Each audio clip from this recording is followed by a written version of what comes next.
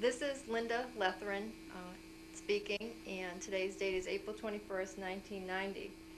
I am here interviewing Augustine J. McDonough in his house on North Elm Street in Manchester, New Hampshire, as part of the Oral Histories Project of the New Hampshire Bar Foundation.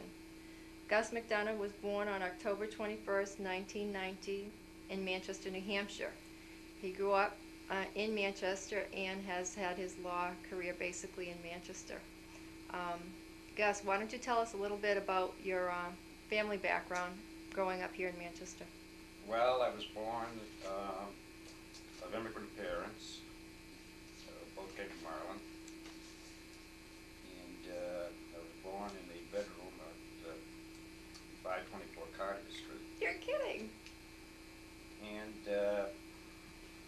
you know, the usual stuff growing up. The St. Patrick's School was across the street. I went there, and I either had the fortune or an experience or an unfortunate experience in the sense that I got out of there at 12 years of age. And, Got out of high school at 12 years? No, I'm sorry. I got out at 12 years of age. That's right, from grammar school. Grammar school. And then instead of having to walk across the street to school, I went to St. Joseph's Boys High School, which was then located at 99 Lowell Street, and took the classical course, the usual 4 years of Latin, 4 years of math, 4 years of sciences, 4 years of English, French, you know, the social studies and so forth. And I got out of there at age 16 in 1936. And my father worked in the mills, and during that period of time he was unemployed. So I went to work for a clothing manufacturer named Singer, Snow and Caparella, where I worked as a presser for 2 years at a wage of $6 a week.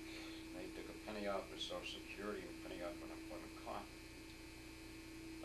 When I was 18, I finally smartened up, and I went up to St. A's, and I worked in the Union Leader in the afternoons, and then from the Union Leader I'd walk up to the State Theater, put in 48 hours a week as an usher there. And I did that for 4 years. In addition, I worked on the college farm. So while you were working at the theater, you were going to school? Oh yes, yes.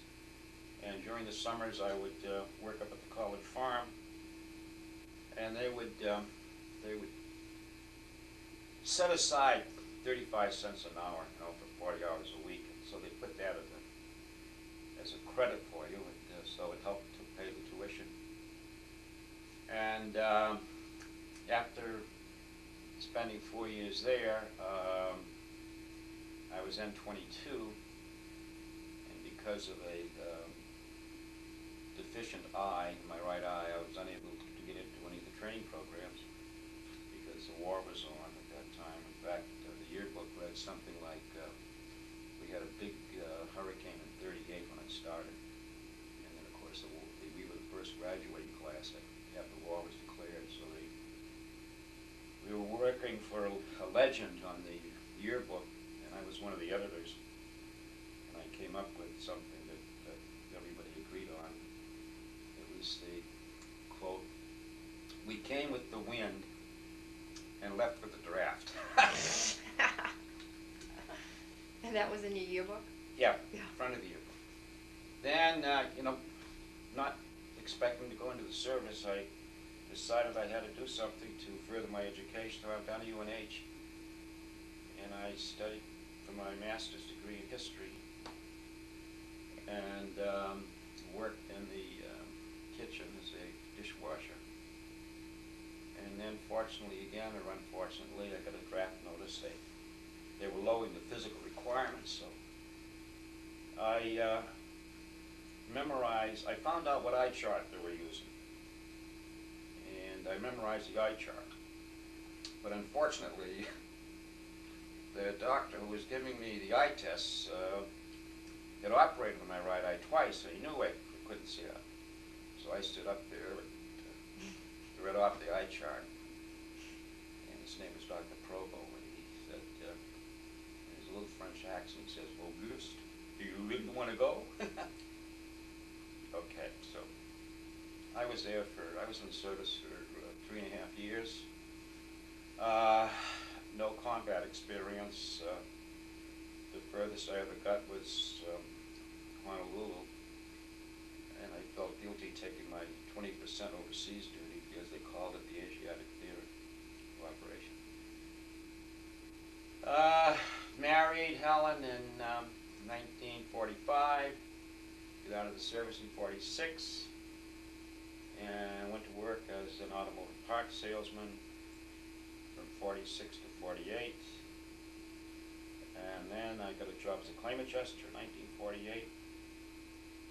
And I worked for, we had one child, David, who was a partner with Wigan and Nuri. And I came home on one day after work about a week and a half, and I said to him, I'm going to go to law school. After you're out of your mind, you know, got a 3-room apartment. They're all set, paying $9 a week heated. So, well, make a long story short, 1949 I started to go to BC, which was then located on Tremont Street. So you were still a claims adjuster while you were still working as a claim adjuster in the daytime.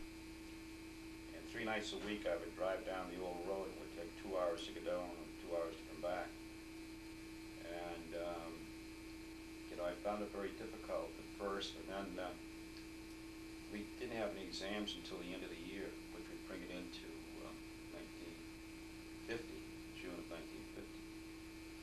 And when I got my marks, you know, they were very, very good. So that engineered a further desire, and I covered Maine as far as Waterville, and Vermont as far as Island Pond, and all of New Hampshire as a claim adjuster. And after my 4 years, I was in the evening division, so it took 4 years. I got a job, and during that 4-year period, I also did some independent investigations for lawyers, strictly on liability cases. Do you remember anyone in particular that you had worked for while you were still in law school? Oh, I worked, first of all, I worked for Massachusetts Bonding and Insurance Company, and I worked for S.C. Martin, who ran an independent agency, and I worked for Tom Beaubier, who ran an agency. But my biggest account, I was working for these people at $1.25 an hour. My biggest account was Divine and Milliman. And so I took the bar in '53, and never thought of practicing law because I had worked up a pretty good relationship with my insurance company, which was Mass Bonding and Insurance Company, and with the legal department, and also the general counsel. And I figured that, you know, at some point in time I would go down. Their home office was in Boston, but I would go down there and, you know, work in the legal department. And one day, in August of '53, I used to buy that newspaper every morning because you would find the results of the bar in the newspaper before you would get your letter. Is this the Union Leader? The Union Leader. And so this particular Monday, I was bringing in some reports to the Divine office. At that time, there was Morris Devine, Joe Millimet, Murray Devine, who was in the service for the Korean War, and Shane Devine. And Shane Devine and I shared one class in insurance law while I was going to BC. He also went to BC and graduated the year ahead of me. So I walked in with my reports and a bill. Florence Kearns, who I knew very well, she said, "Mr. Millimet wants to see you." So I figured that Joe wanted me to work on some file that he was handling. And so I walked in and he says, "Congratulations." And I thought he was congratulating me on some investigative work I did for him. And I said, "What case was that?" "Mr. Millimet." He said, "Case?" He said, "You could buy the bar." So then we started to negotiate.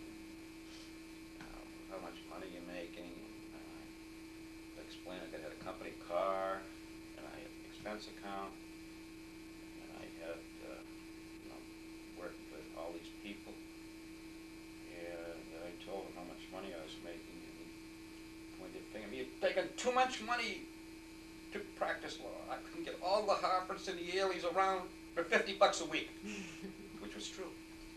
So we negotiated, and I had to give up my company car, and I started there at $87.50.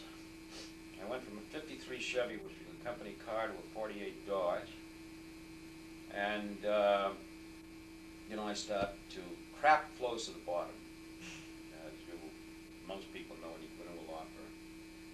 And I had subrogations and evictions and divorces, crummy criminal cases, and so you know, you handle everything. And I started with them in October of '53, and you know, things worked out pretty well. I got rid of the crap, and I told Morris Devine one time I just handled my last divorce case, and then the adjuster that I was chasing claims with all the time used to call me up and say, Gus, what would you do in a situation like this? You know, blah, blah, blah. And then they became claim examiners, and then a lot of them became claim managers. And the business at D&M that Morris Devine had established started to blossom. And all my friends were either claims examiners or managers. And the business started to flow, really. As far as insurance defense work? Yeah, yeah. Then I cut out everything else. I didn't do anything. I just told Morris and Joe, and Murray was back then, and Shane, I'm just going to do insurance defense work. How long do you think you were practicing when that started to happen? I was practicing a year and a half when I delivered the ultimatum to him. And in 1955, December 31st, 1955, I was with the firm for approximately a year and 5 months. Made me a partner, wow, which was unheard of in this state. And they treated me very, very kindly. How many lawyers were there? By that time, they hired me one morning, and they hired Jim Malley in the afternoon. So Jim Malley and I started about the same time. And Jim Malley is now a Jesuit. And so when I went in, there was Morris, Joe, Murray, Shane, myself, and Jim Malley. Do you remember how many lawyers statewide there were at that time? No, I wouldn't be able to give you a very good idea about a number of lawyers. The only thing I can remember as an estimate was when John King, when the Supreme Court building was dedicated, somebody told me one time that we raised funds, you know, and I forget what the amount was, but there were 750 lawyers at that time. And Malley went to Dartmouth and Harvard. He was an officer in World War II, and he went to work for an outfit in Boston. He was called back in the Korean War. He was born and brought up in Somersworth, and so he decided he didn't want Boston, so he came in too. And you know, everybody got along very well and so forth. And then I think Norm Stahl was the next one in, pretty sure. And we were at 70 Market Street, and we were just running out of space. And I started to try cases with Morris Devine, who was, I'd say, one of the most famous trial lawyers in the country. As well as a real gentleman. He got out of Central High School, Harvard undergrad, Harvard Law School, World War I, starting a firm himself. He was one of the founders of the American Legion in 1919, and he was one of the 10 people who wrote the GI Bill of Rights. And that's the only reason I was able to go to law school, because of the GI Bill of Rights.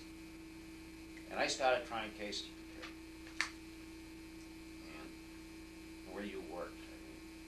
What did he actually have you do when you assisted Well, him? you did the investigations, and you did the legal research, You did the request for instructions. You carried his bag, Literally? literally, and as was a custom then, see? And, you know, kind of worked you over, but at the same time you were getting this training. And about the same time, Joe Millimet, if you can believe it, was still doing insurance defense work, because he was building up a fantastic commercial and business practice. And so I was carrying the bag for Morris, Joe Millimet, and Shane.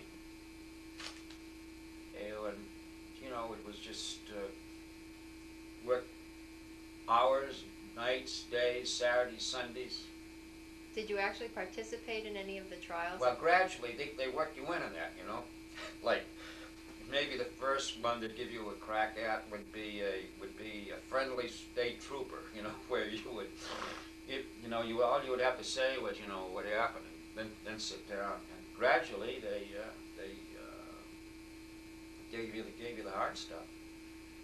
And I got interested in the medical aspect as far as causation was concerned. And I attended several seminars, and I developed a good relationship with the doctors in town. So I became what I consider to be a reasonably able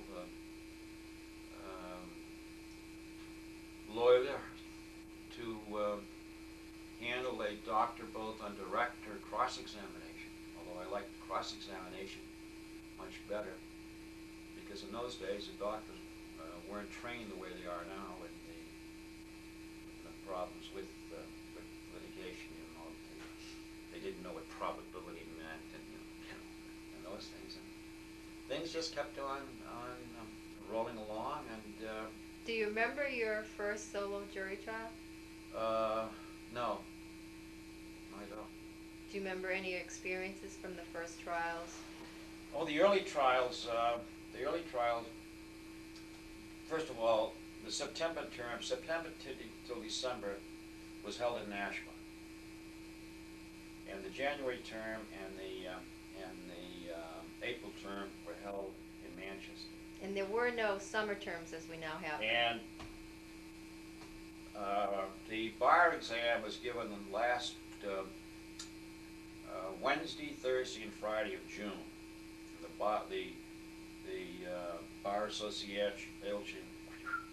Bar Association annual meeting was held those 3 days also.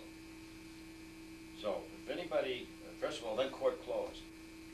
And then if anybody called up and said they wanted a deposition, you know, like in July or August, what are you, crazy? You're out of your mind. And during the summers, we didn't work on Saturdays or Sundays. During the rest of the year, we did. And I gradually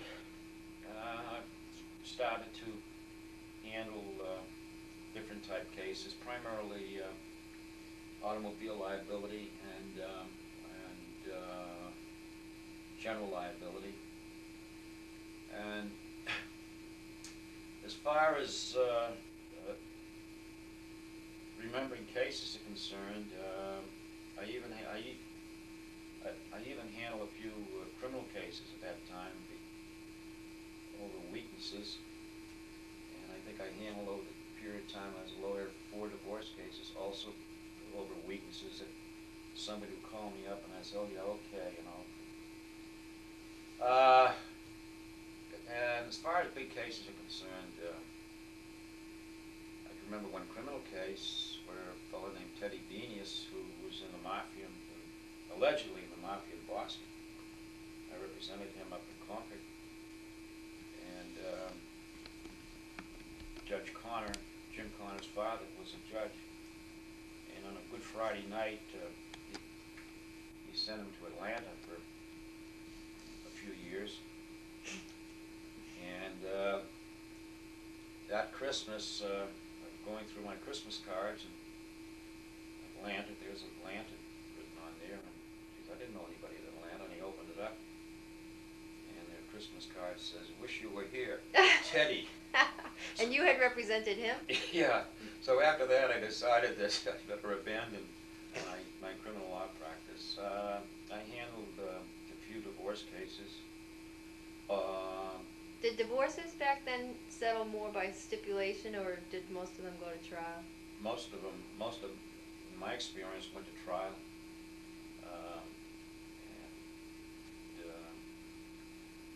you know, dirty, I mean, private eyes and registration at motels and hotels and that sort of occasion.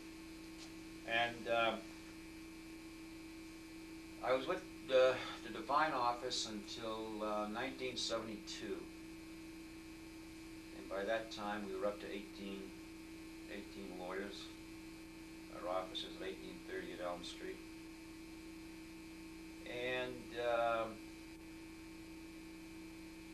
there was a little friction going on in there as far as percentages are concerned. And I had 2 kids in college. David was in law school, Brian was in college, and Mariella was in prep school. And I came home one night and I said to Helen, I'm going to start my own firm. That was the early 70s? 1972. So I just put a letter in all of the partners' boxes that in January '72 that I wanted to have a meeting to discuss my proposed withdrawal from the firm. And in many ways it was an acrimonious division.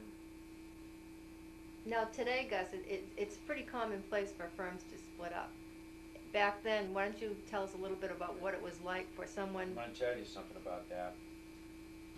I'd say that there were at least, unknown to me, there were at least 20 to 25 other guys who wanted to break away too. But it just wasn't done, you know.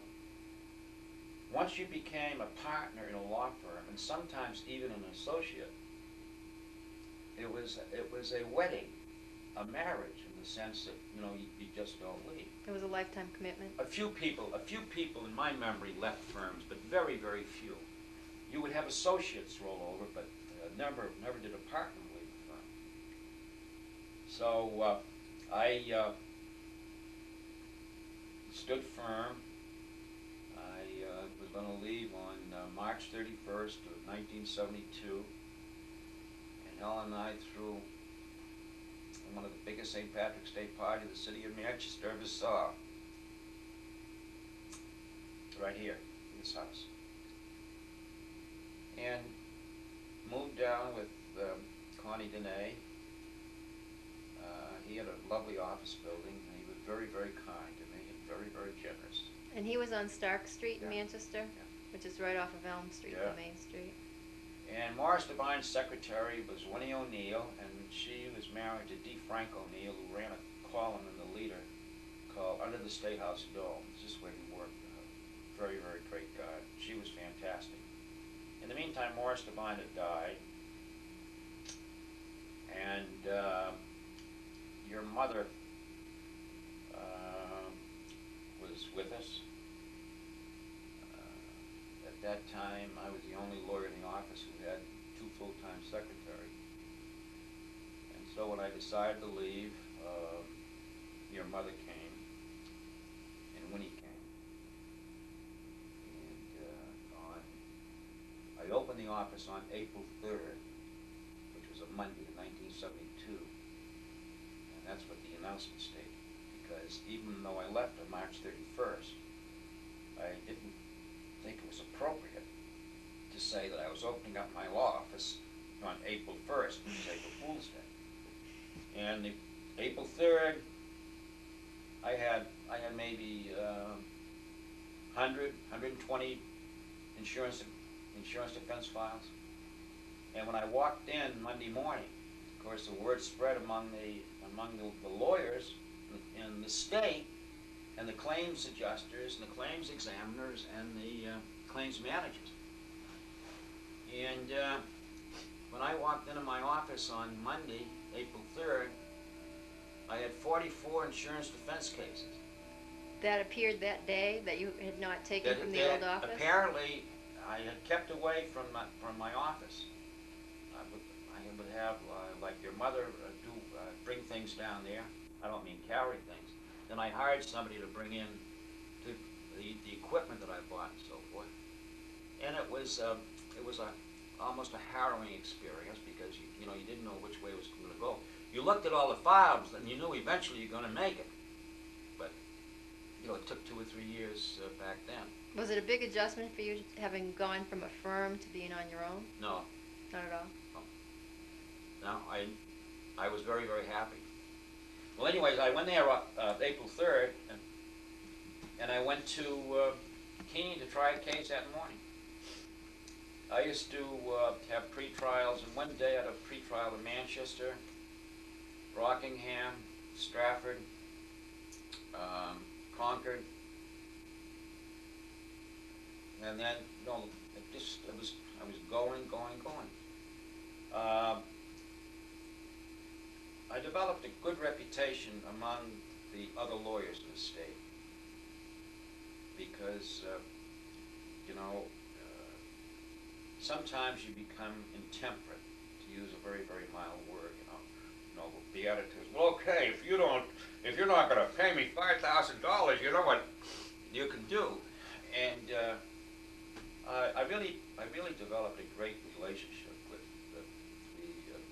the plaintiffs' lawyers primarily, and I also had an excellent relationship with the court because whenever they were running out of cases, they'd call me up and they'd say, "Gus, can you come up to Grafton? Can you come to Rockingham?" And I was always able to manage to juggle things around, you see. And it helped in many ways, but the most important way was that seeing as how I had so many cases, I couldn't be in every place at the same time. So when I would get a list, I assume the list still come in of trials, and I would call up the clerks of court in Grafton and I would say, here's the situation, and I would write to them and tell them how many cases I had in Grafton the first Monday of, we'll say, July, and how many in every other county, and they knew that I was just breaking my back driving around, and in that way I was able to develop a very reasonable schedule. If I went down to Rockingham to try a case, and I told the Hillsborough court that I was going down to Rockingham to try a case, and I settled it. Before I left Rockingham, I'd call up the clerk of court and I'd say, I'm going to stop in my way back because I settled it. And in that way, I developed a pretty Did you good talk directly to the clerks themselves, or usually to the staff? Oh no, we talked directly to the clerks. And sometimes the judges have picked up the phone. I understand now you talk to the staff, you don't talk to the clerk? Basically, unless you specifically asked to be put through, but it's a tug of war to get through. Well, no, it was not anything like that. The clerks were tough on you, but they were fair.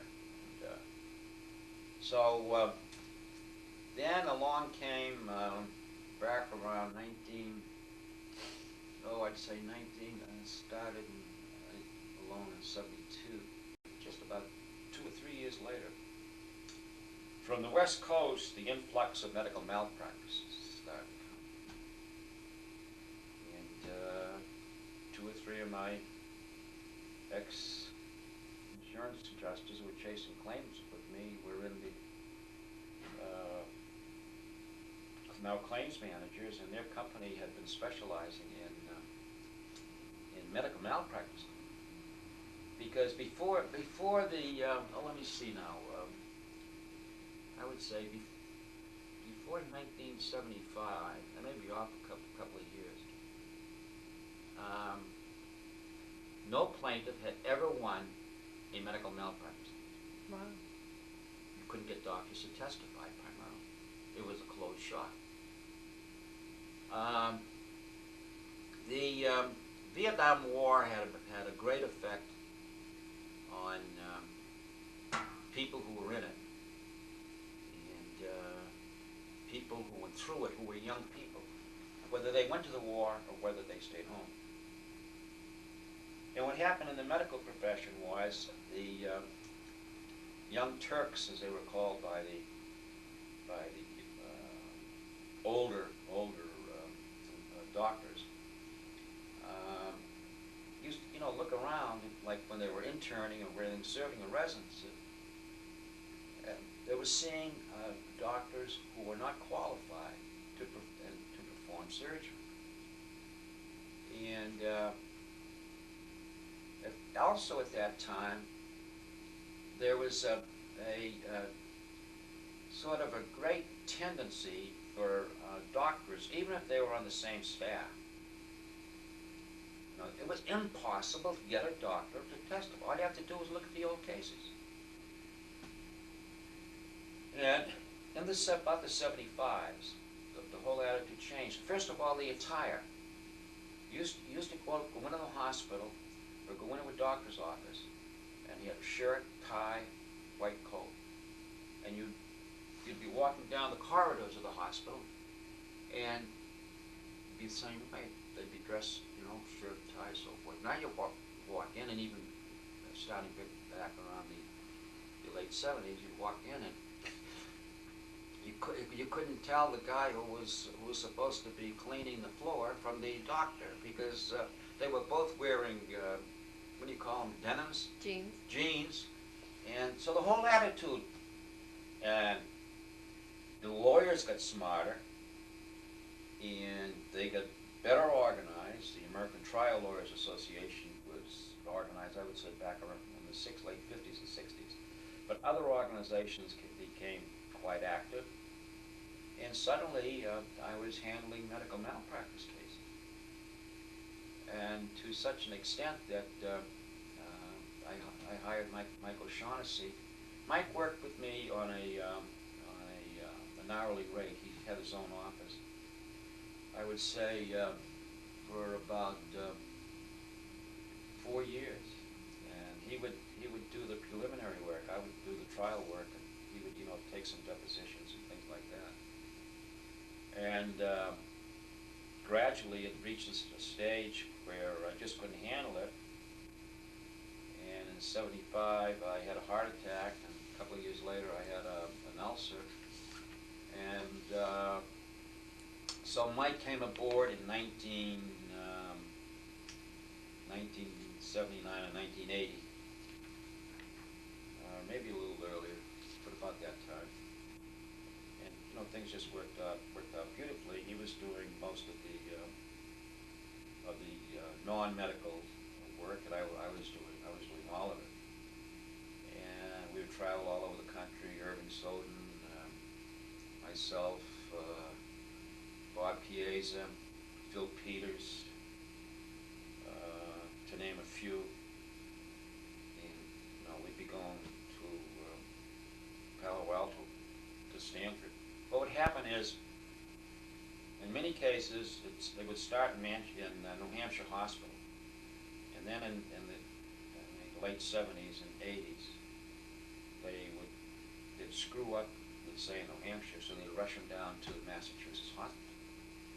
Now, the interns and the residents who were working on the case, by the time the case was coming up for trial, were spread all over the country, because they had served their time, and they were either board qualified or board certified. Most of them were board certified.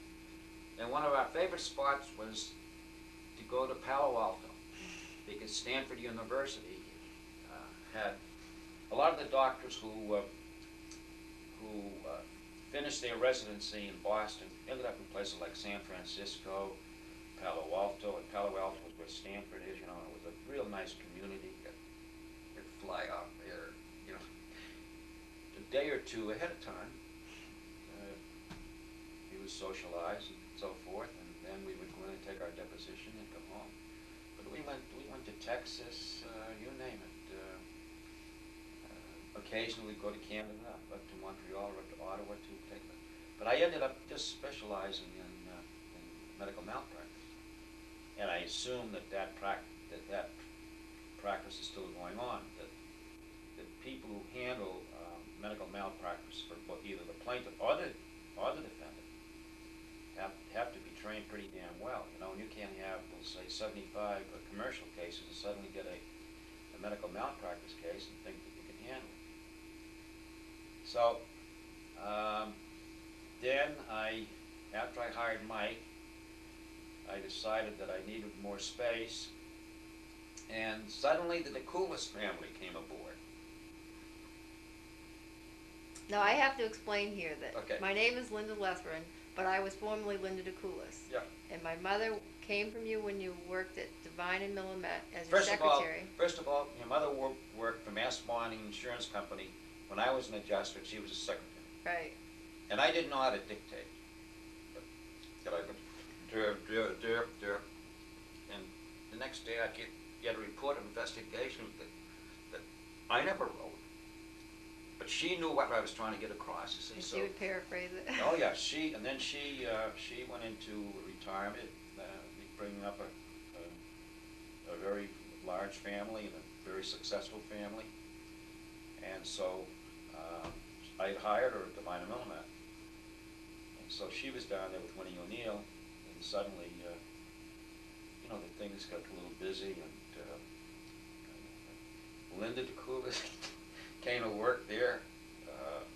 Cindy. Cindy came to work, Cindy DeCoulis, Robbie DeCoulis. Was it 5? 4 of us at one Your time. mother, you, Cindy and Robbie. Cindy and Robbie. And Yeah. Claudette. And Claudette. Yeah, Claudette. Now, one thing that I know from experience of having worked with you for so many years, you were at the forefront of hiring so-called paralegals. Yes. Before it caught on to the extent it is today. Why were you bringing paralegals into your firm? Well, I got sick and tired of, I think we maybe had 5 lawyers in the whole state of New Hampshire. Soon there were 750 lawyers at that time. I got fed up with what I was reading about discrimination and so forth as far as women were concerned. All they could do was work in the factories and the mills, or if they worked for a law office, they were just a secretary. So I took a personal interest in all of them, including you, and I could give you a file and say, summarize the file and leave it, don't close the letter, and then I would summarize the liability, and I would look up the law if necessary. And then I went from there to a situation where the state of New Hampshire had a paralegal course. Nobody knew what a paralegal was. They thought it was a party girl. And it was a para, not party. And I sent Claudette, your mother, and you to become paralegals. I remember the first course you sent us to was the estate course, because in some of the wrongful death claims that you had, Yeah. part of the services you need to do with the estate work, and you wanted us to become familiar with the paperwork end of it. Yeah. So that was the very first course, and when we were so excited about it, you offered anyone who was interested that you would pay for their college education so long as they could keep up work. And I took you up on it. Well, let me see now. How many went? There was your mother, Claudette, you, Maureen, what was her last name? O'Neill. O'Neill, who became a lawyer after she finished college education that I gave her. There was a girl from Goffstown, Was it Nancy Dickinson? Nancy Dickinson, and then there was a girl who was married to Judge Delanis. She married Judge Delanis' brother, Judy Stewart. Judy Stewart, and Alice Brown. Right. And that's it. I think I sent 8 of them to the 2-year course of paralegal, and of the 8, 2 of them became lawyers. So then you... So anyways, I continued to do my medical mal work, and I'd be dealing with Tut Bell. I'm gonna mention names, and if I miss anybody, I'm not doing it on purpose. There'd be people I'd be dealing with, like Stanley Brown, who was a real tough guy, but a fair guy. Dave Nixon, um, Ted Soden, Jim Keller? Dark Big, Jim Callan, Tut Bell, to name a few. And I'm sure that there are a lot that missed out. And there was a very interesting experience then. I remember one time I was trying a case with Stanley Brown. It was an automobile liability case. And we had a $100,000 policy.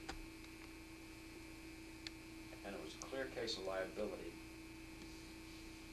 And every day at the end of court, as a jury was going out, I'd say, man, I stepped to the bench, Your Honor. And Stanley would start to walk out, and I'd say, just a minute, Your Honor. I'd like the stenographer, and I'd like Mr. Brown to stay. And so we would walk up to the bench, and I would say, Your Honor, I'd like to put this in the record. I want to let the court know that I have $100,000 in coverage, and I've offered the $100,000. I was trying to protect myself from any suit, primarily my shadow client, as I called it, the insurance company, but more important, to protect the defendant. And that upset Stanley a great deal. So anyway, case went to trial, $175,000 verdict. And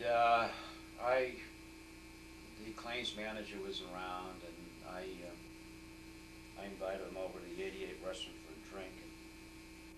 And I wasn't very happy about it, but I knew what was going to happen because I knew there was no defense to the case, very bad injuries. In the meantime, Stanley Brown drives up to the house here, bangs on the back door, and very graciously comes in, and he says to Helen, "Fix me a drink. I just gave your husband the worst beating in the history of the state of New Hampshire," which was true. So I came home, and who the hell is sitting here in my living room drinking my scotch but Stanley Brown? So in the meantime, he called up Thalia, and Thalia came down, and he says, "Well, it's only appropriate, Gus, that you take us out to dinner." So we went up, I took them up to the China Dragon, which used to be way up in Hooksett. That's the kind of a relationship you could have with claims lawyers. In contrast to I stopped practicing really in '84. I had several malpractice cases that became an act of legal malpractice, so I didn't carry them myself rather than turn them over to Michael Shaughnessy. But by July of '85, in fact, July of '85, I tried my last case. What's his name? Smith up in the Upton office. Ernie Smith. Is that? Upton Sanders. Yeah, he was on the Upton Sanders, not the he was on the other side. And A medical malpractice? yeah, it was a case involving a photographer in town whose name I won't mention. And he had, I'm sure you remember the case, he had an alleged failed hemorrhoidectomy. And I represented Sam May. And as I would sit in my office, by this time I had moved out to Bedford. And we had the long filing cabinets, and they'd be looking up a file, and I could hear the girls say, "I can't remember the first name." He says, I'd hear him say, "You know the one I mean, the asshole case." So that was the last case I tried. Going from county to county was always a big pleasure. There were 7 judges when I started. and Judge Grimes used to bat for the Hillsborough County in the fall, and that was held in Nashua. And you know, we get both the plaintiff and the defendant lawyers together. You could go out and have a meal and so forth. Then he always went to Lebanon. They had three sittings of courts in Grafton County. January in Lebanon, April in Plymouth, and September in Woodsboro. That's the way it went. And in Lebanon, the courtroom was up over the theater. And so when we were waiting for the jury, we'd go downstairs and watch the movie. But anyways, we would stay at the Hanover Inn, naturally. We would go up Sunday night because it was a two-lane highway, and go up there in time for dinner. And, you know, all the lawyers would be sitting around having dinner. There was a cocktail party held in each hotel room, as long as all the lawyers were represented there. And there would be Paul Sheehan and Sam Samaha and Judge Grimes. And then we would buy for the April term, because we would stay at a fine motel out there. And I remember one time I was up there, and not Judge Grimes, was sitting, and he was doing a lot of writing, and it was an automobile property damage case. So my client, we took a recess, and he says, oh, then the judge took the list, took a piece of paper, and he gave it to the clerk, and he says, what's the judge doing with all that writing up there? And this was about maybe 11:30 a.m. And I says, he's making out the food list for tonight. And this is what used to happen. We'd stay at this motel, and Judge Grimes would do the cooking, and he would have the top of the double boiler mixing up the martinis for those who wanted them. And then Hugh Bounds was a lawyer from Laconia, and I used to try a lot of cases against him, you know, personal injury cases. And later on, he became a Superior Court judge, and he was a real tough judge, I thought, but tough but fair. And then he went on the U.S. District Court, and he was tougher and fairer. He would fine you like $25 if you were late for a hearing. And Bernie Sneerson used to do a lot of work. Jim Callett in Carroll County, you know, of course, he had most of the cases, and he was constantly getting picked up for speeding. The thing that saved him was that device. What do you call it? That's illegal. The radar. But he got 3 tickets, I think, in 1 month. And it was all because, you know, he was driving and he was thinking of the case all the time. Over in Stratford County, oh, that was a fierce county to be in. Stanley Brown was the trial lawyer over there, Walter Calderwood, and Charlie Hartman. They were all for the defense. And Lou Fisher did most of the work for the plaintiff. And that group never got along. Everything was taken personally, see.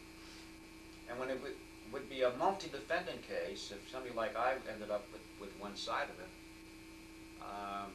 you know, you couldn't agree on anything. In those days, you didn't have to disclose your witnesses. You didn't have to disclose your independent examiner.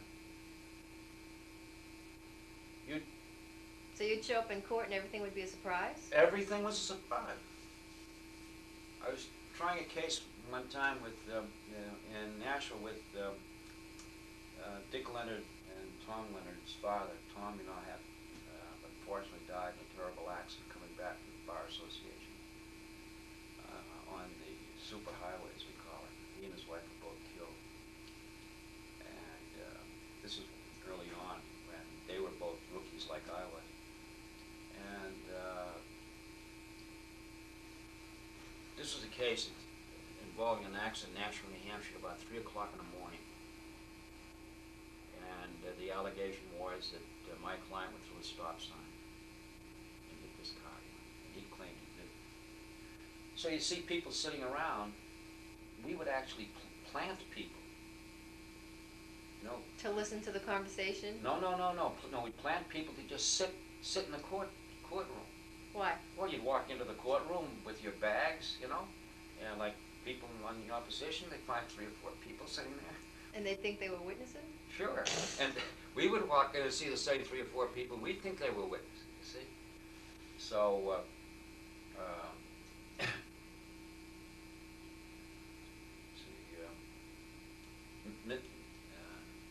Mr. Leonard was there, and he was a real old time, tough lawyer, great golfer, great human being.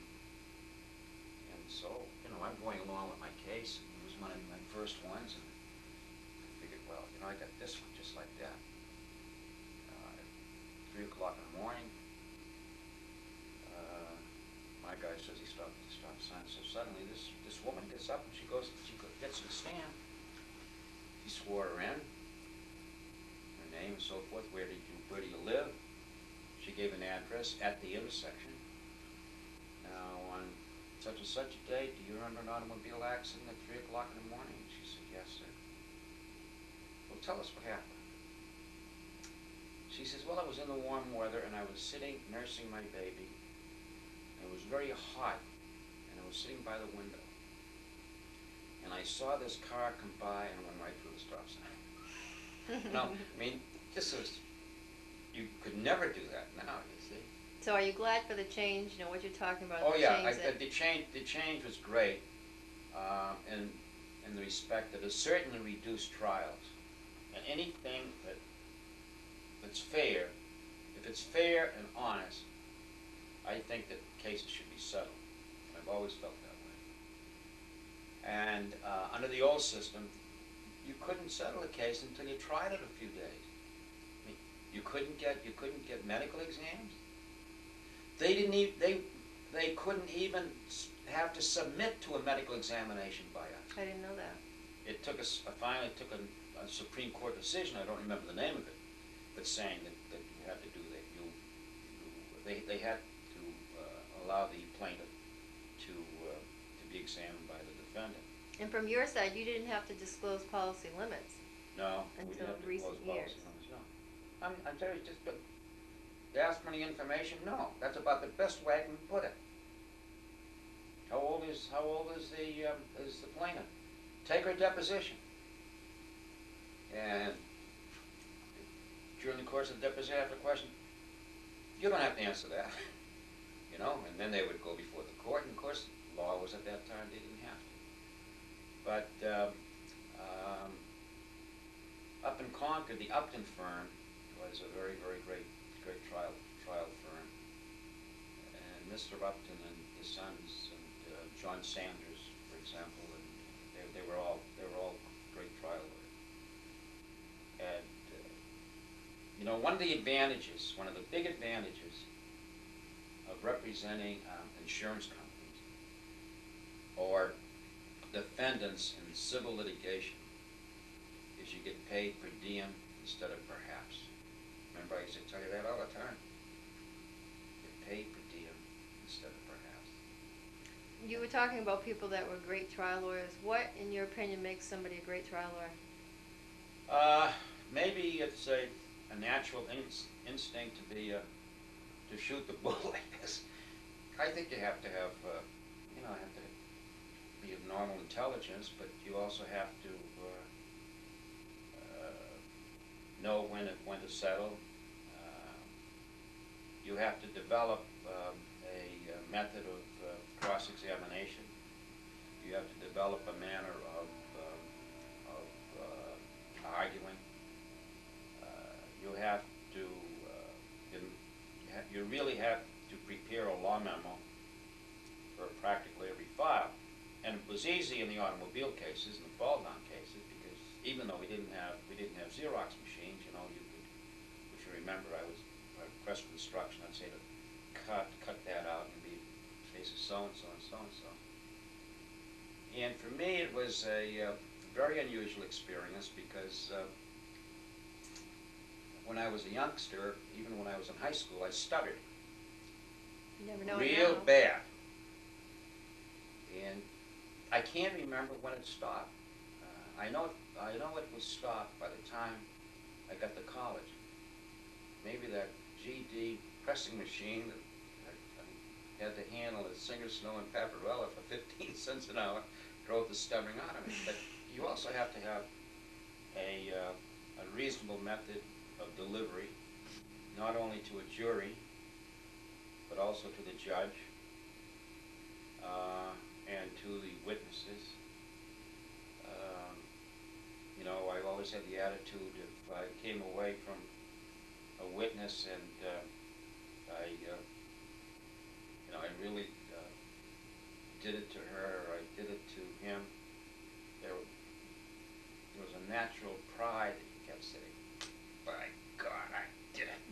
Because the only way you can win cases is by doing it. Mm-hmm. And representing insurance companies, one of the handicaps was that,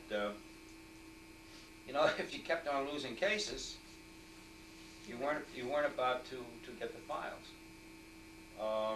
Now, I remember a streak, and I don't think I was working for you because I think I was in law school, where you had a series of defendants' verdicts. Yeah. And I think I remember Helen had attended one of those initial trials, and then you just, even to your surprise in some of them.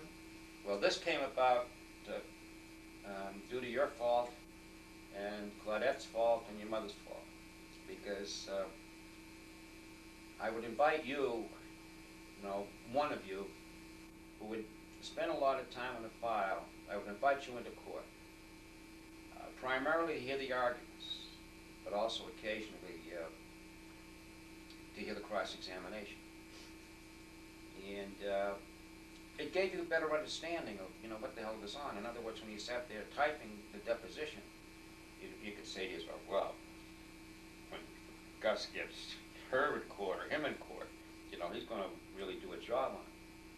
But I always had I guess it's like a superstition. If you watch baseball players as they're coming off the field, they will not step on the white line, or they have these idiosyncrasies. But last person in the world was ever going to be in court was Helen. And gradually, you gals loaded up upon me, and then finally I said, okay, so I let Helen come into court one day, and I won the case. And I had a streak going. I had a streak going to such an extent that if she had an appointment for her hair, I'd say, you can't go today, you have to come down. So, it worked out like that. But in other counties, in Cheshire County, Tut Bell and his father really did most of the trial work out there. There were a number of other lawyers who did plaintiff's work. Sullivan County was a very, very quiet county. But that was also an envious place to go at the September term, because we used to stay overnight up there because it was only a two-lane highway, you see. And we used to stay at Dexter's Lodge. It's just below Newport. And the Leahy families used to do most of the work up there. But in general, trial work is a very, very interesting experience. What happened to me about my retirement is, after having my heart attack in '75 and my ulcer in '79 or '80, and looking around, I would read about lawyers dying or having a stroke or something like that. And I used to always say, I wonder what happened to their files. How did you pick up the file? So, by the time I got my children all educated, as I said, David went to Boston College and Boston College Law School. Brian went to UNH, and then he got his doctorate and PhD in philosophy. And after spending 2 years teaching at the University of Louisville for about $8,000 a year, he decided to become a lawyer. He went to the University of Cincinnati, and he's practicing in Manchester.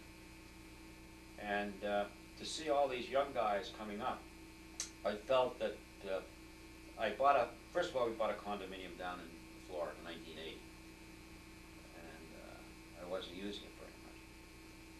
So Helen and I talked it over, and we decided that in '84, as of December 31st, 1984, I was going to walk away.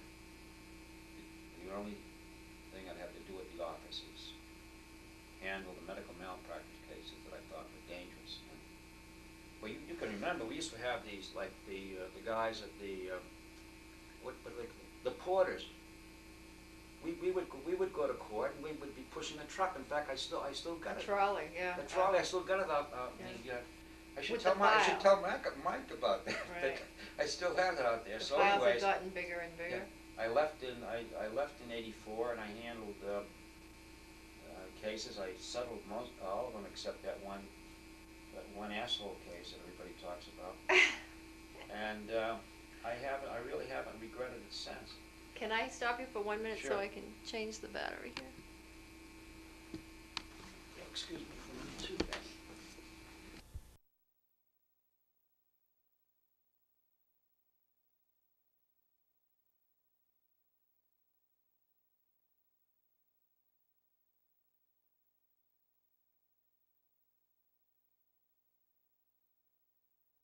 You were just talking about your career, and you were saying that you haven't regretted it at all. And from listening to you now and on other occasions, it seems to me you've really enjoyed the legal career Yeah.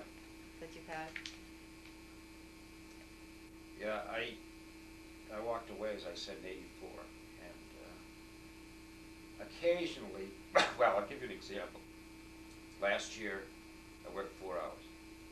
You know, when Mike would have something, you know, like a friendly suit or something, he asked me to take it. But I told him when he took it over in '85 that I really didn't want to have any part trying, except if there was something about the case that he wanted me to handle. From 1972 until 1984, I was handling an average of a little over 300 tort cases a year. Wow. And this is why, thanks to people like you and your mother and Helen and everybody else, if you remember, I was the first one to introduce the interrogatory system. Mm-hmm. Once the rules of court were changed, so you would send out interrogatory. So it was an automatic function. For example, if it was an automobile case, we'd get the usual motor vehicle reports and send out interrogatories right away. And as a matter of fact, I would dictate, and I would say, now, here's what to do. You summarize the interrogatories. You go to the motor vehicle report.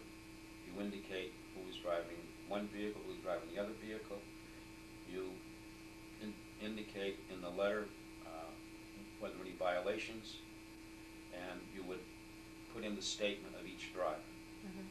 So that when everybody in an insurance company office, and this was done generally 60 days after I received the writ, and after you folks did that, you would leave the letter open, and I would advise as to what the future course of conduct would be. that's one thing I noticed, because now I'm practicing and I see the difference, is that you relied very much on your support Oh, staff. yes. And I think you were fortunate to have such a competent support staff that you could rely on. As I recall, one time you were still a solo practitioner, and I think you had 5 full-time people working for you. And I think that's unusual today. I don't know of another law office where there are so many support staff for a single attorney. Well, you see, it was a mutual admiration society in the sense that everybody who worked with me felt as though they were part of the case, that they just didn't put on those ear gimmers and sit down and pound away at words and then take the thing and take a piece of paper out and put it over. When you got a disc from me, you had to practically read the whole disc until until you found out what the hell was going on. Because then you were in charge as far as, it was like telling a story. And it just worked out beautifully for I the think you companies. just said something that I don't think a lot of people today have the same philosophy, and it just is coming back to me. You just said people who worked with me, and you always told us as support staff, you don't work for me, you work with me. So I think you did treat us with that respect, that we were able to talk to you about the substance of a file and not just do the rote work. No clock watching. Right. So when you left, now Mike O'Shaughnessy now still has the firm, McDonough and O'Shaughnessy. And how many lawyers were there in the firm when you left? I think there were 5. I think there are 6 now. And It's very difficult. Now let's get back to the female bit, the woman bit. It's very difficult to have a female lawyer work full time as a trial attorney. Because, for example, you've seen the cases I had. You know, you'd have stacks like this. And so if a woman became involved in a case that was 3 years old, for example, and then she started it, and then 3 years later, and then she was going to go on maternity leave. But I never had the experience, but what I would do well in advance is I would write to the court and I would ask for a continuance, because this would eliminate one of the things that some we males, not me, but some males back off. Well, you know, you can't be a trial attorney. If you're young, you're going to have children, and you know, the usual excuses. But I think what should be done is, if there's going to be a maternity leave or a pregnancy leave, that the court should be advised well in advance. You know. do you think that that's something the courts should accept, that, you know, women can be good trial attorneys? Oh yes. But you have to make. I think they're just as capable, and more important, more attractive than men. I don't see how the males and the courts, the judges, or anybody else can complain about continuing a case until a maternity leave is over, or until the period of time, whatever a woman, a reasonable time on. Because what happens when a judge is sick? I mean, he isn't trying cases. What happens when a lawyer has a heart attack? What happens when a lawyer has a catastrophe? I mean, so I mean, this business of, well, you know, you can't have female trial lawyers is I could say other words, but it's a lot of hogwash. Okay. Or we'll use another. We'll correlate it to another animal. It begins with bull. And I don't know if the women lawyers are pushing this thing, but if they aren't, they should. Now, if you were talking, say, you know, David had gone on to law school and Brian had gone on to law school, any words of advice for new lawyers today that you can give? Or what to expect from the legal profession? You've been through the process. You started from scratch. You've gone through it, you know, from a large firm, solo practitioner, and now you're enjoying some... I would say take your knocks for the first 2 or 3 years. And at the end of the 2 or 3 years, you decide what type of law you're going to practice. Because you can't be running around handling drunk driving cases and small claims courts and divorces when you're trying to handle a trial practice that requires all your time. So we see it in the doctors, specialists, and I don't know whether we're seeing it. I thought we were seeing it when I was a lawyer. We were seeing like Gus McDonough, and I could name, you know, Phil Peters, Stanley Brown, and keep on going on, but those names are familiar to all of us. I don't don't think that they formed many corporations in the last 3 years. I don't think they attended many DWI cases, or the usual thing. So I think that if a young man or young lady gets by the bar, I think that at the end of 2 or 3 years, they should decide, each of them should decide what they want to be. And let me compare it to something. A young man gets out of medical school. When he gets out of medical school, he has to make a decision as to what specialty he's going to be in.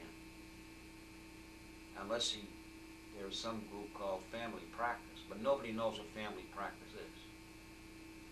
And I think the lawyers should be able to do the same thing after they get after they get by the bar. Even if they're going to be a single practitioner, eventually they're going to have to decide to become a specialist in one field. Mm-hmm. I would no more handle a trust. Even when I was practicing law, I used to make out these mom and pop wills, But then I said, it's too dangerous. But there are so many specialties around.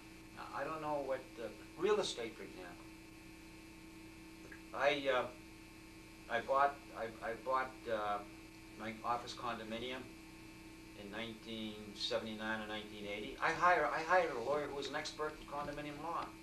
When I sold it, I hired an expert in real estate law to sell it. I also hired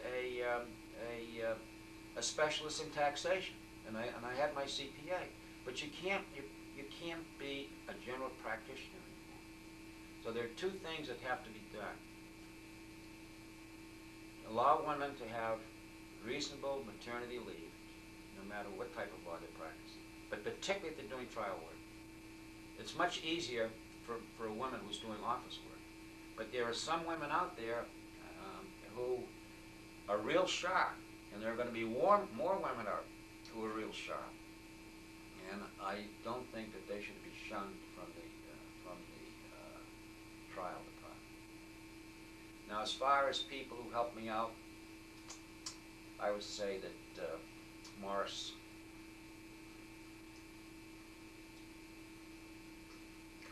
Morris Devine. Okay.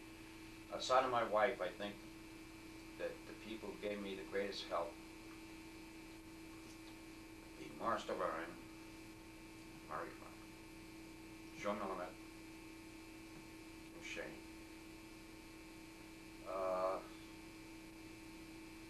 Because we were so anxious to get things done right, and you wouldn't be trying to get away from a case. You'd be, if Murray's going to try this case, and he needs some help, let's get in there. We're the same thing with Joe Millimet, Morris Devine, and Shane. And you also learn from others who also were doing insurance defense work and who also did plaintiff's work. You also learn from them, You'd be there and, you'd ask a question.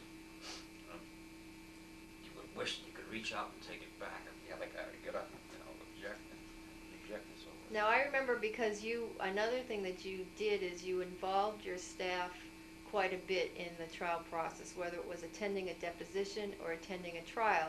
So some of the times when I would be attending a trial to maybe take notes on something, you would sit around in the lawyer's lounge, and that's something today I see lacking. People would talk about cases or would talk to each other, as I recall about, I've got this case, what do you think about it? Did you notice that difference? Well, I noticed that things were changing towards the end, and let me give you an example.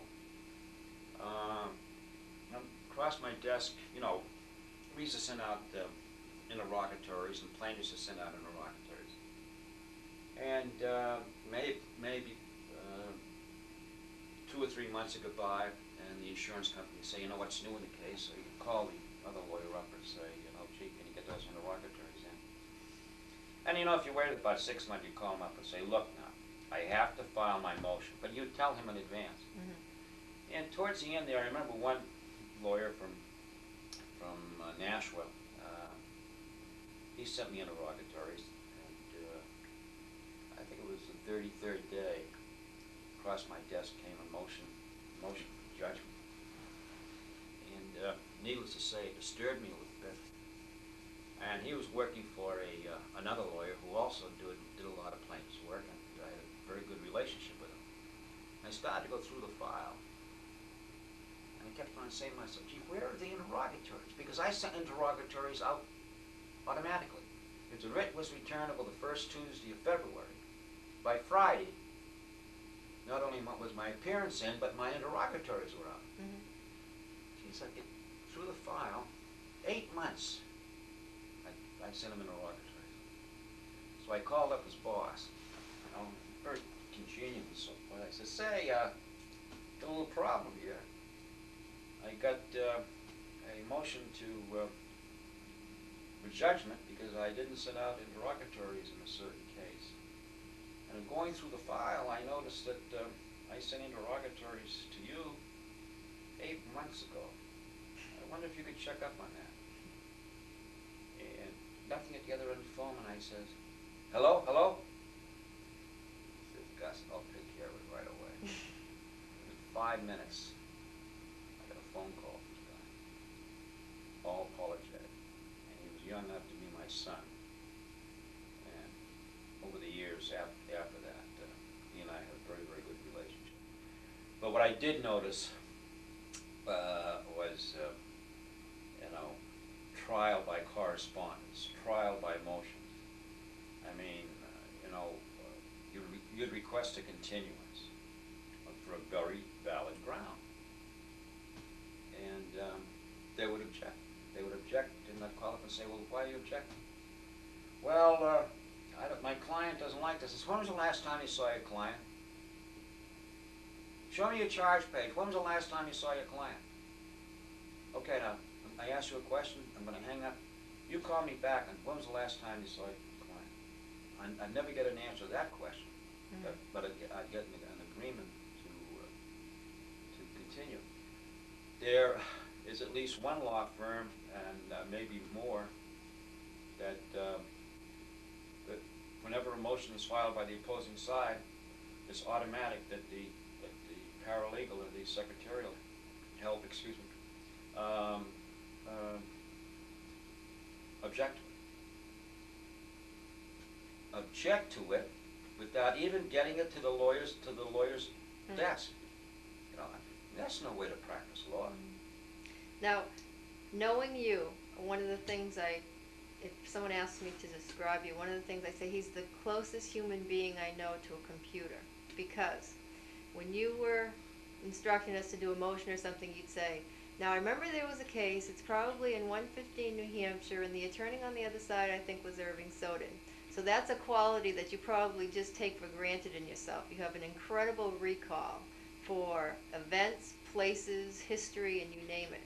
Are there other qualities that you think make for a successful lawyer?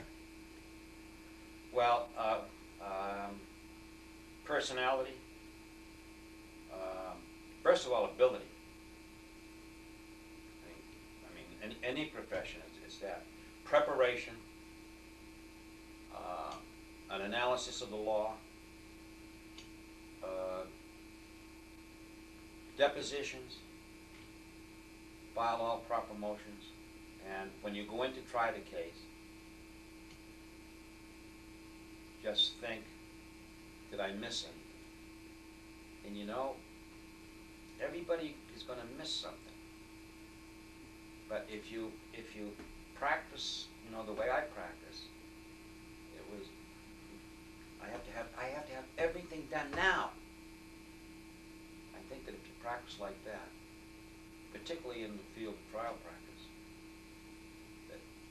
and be able to get up there and talk. Do you have any, when somebody talks to you about being a lawyer, do you have any particular trials that stick in your mind that you remember a lot? Well, I can't think of any trials right offhand, but I can think of strange experiences. I got a call one time from a lawyer in Boston. He wanted me to handle Grace Metalius' estate. And, if you know her, she's the one who wrote Peyton Place? Peyton Place and a few other, type white collar and a few others. But she lived up in Gilmanton, New Hampshire, and she had family problem. Oh, you just couldn't believe what she wrote. And her name is, maiden name is D. Repontigny, something like D-E capital P-E-R-T-I-N-G-Y. She went to grammar school at St. George's Grammar School down here, and up to, she went to Central High School. And she wrote that Peyton Place, and then she wrote Return to Peyton Place and Type White Collar and a few others. And I only met her once in my life. And Bernie Sneerson was her lawyer. And she got into alcohol, and you know, her first husband left her, and then she married this jockey, and he was gone. And apparently she was down in Boston with this other guy, and she was very, very ill, cirrhosis of the liver primarily. And she ended up in one of the local hospitals down there, and she asked him to make out a, she asked the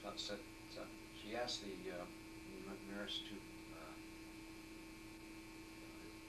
get a lawyer for her to make out a will. So she made a will, and she cut practically everybody out of the will.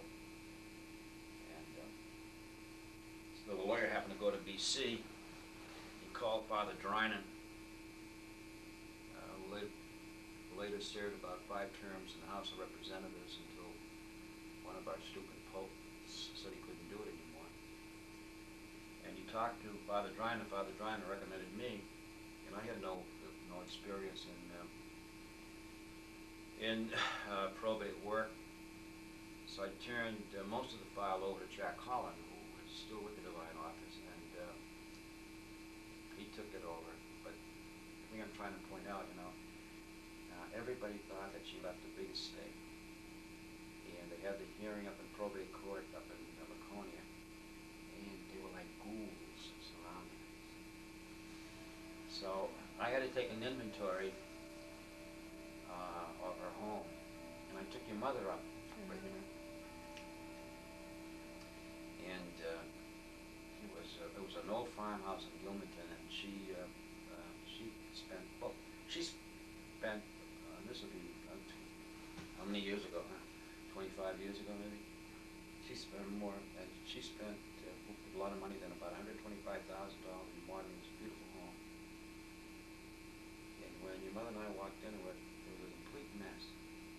We opened up the refrigerator, and both of us almost threw up. And in her living room, she had about 100 original issues of her different novels. She had a Woodstock typewriter, you know, the 1921 bit, and apparently her agent was getting after her to write another novel. And as your mother and I stood there, there was a piece of paper in there, and she, you know, I'll get to it, I'll give to it, and this is what it's going to be about. She started to describe what the heck was going on. And to me, it was a strange experience being in there and seeing all this material and all these novels that she wrote, and knowing her background. And I thought it was a tragic way to end her life. Mm-hmm. But as far as trial case that I tried to concern, I was never one of these guys, you know, who sat around bragging about, you know, how I won this case or how I won that case. I'm sure if I went back to my diaries, which I still have, I have a diary still down at the office with Claudette of every case I ever handled. But I never thought it was. Never enjoyed sitting around talking war stories, but you war enjoyed? Stories like that. I figured I had better things to do, like taking my wife out to dinner or something like that. Yeah. And it was a great experience. Well, when you mentioned today that the people that have given you a start, you know that you've given me my start, right?